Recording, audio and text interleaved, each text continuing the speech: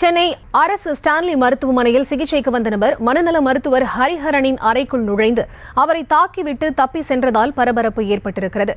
இதுகுறித்த கூடுதல் விவரங்களோடு இணைகிறார் எமது செய்தியாளர் பிரபு. அவரிடம் பேசலாம். வணக்கம் பிரபு. மருத்துவர் ஹரிஹரனை இந்த நபர் தாக்குவதற்கான காரணம் என்னவென்று தெரிய வந்திருக்கிறதா?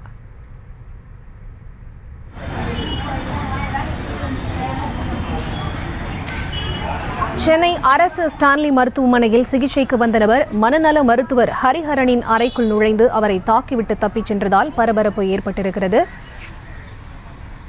முன்னதாக இது தொடர்பான முழு விவரங்களோடு இணைகிறார் எமது செய்தியாளர் பிரபு. அவரிடம் பேசலாம். வணக்கம் பிரபு. இது தொடர்பான விவரங்களை நீங்க பதிவு செய்யலாம்.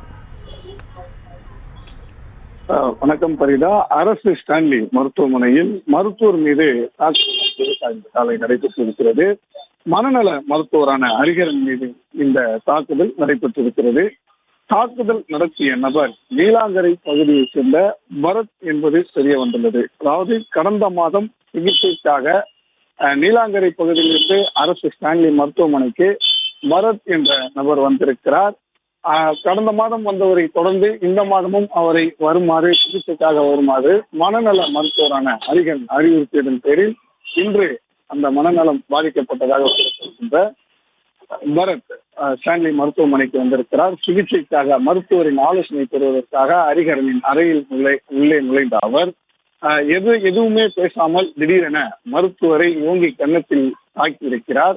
இதை சற்றும் எதிர்பாராத மருத்துவர் சுதாரிப்பதற்கு பரத் அங்கிருந்து வெளியே சென்று விட்டார். எதுவுமே நடக்காதது போல் வெளியே சென்று விட்டார்.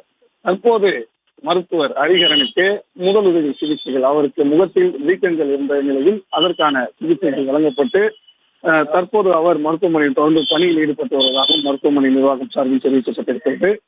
காலையில் கிண்டியில் மருத்துவர் மீது நடந்த தாக்குதல் சம்பவமே தற்போது வரை தனியாத இந்த நிலையில் இந்த ஸ்டான்லி மருத்துவர் மீது ஏற்பட்ட இந்த சம்பவம் பரபரப்பை ஏற்படுத்தியிருக்கிறது. விவரங்களை வழங்கியமைக்கு நன்றி பிரபு. செய்திகளை உடனுக்குடனும் துல்லியமாகவும் தெரிந்து கொள்ள சப்ஸ்கிரைப் பண்ணுங்க.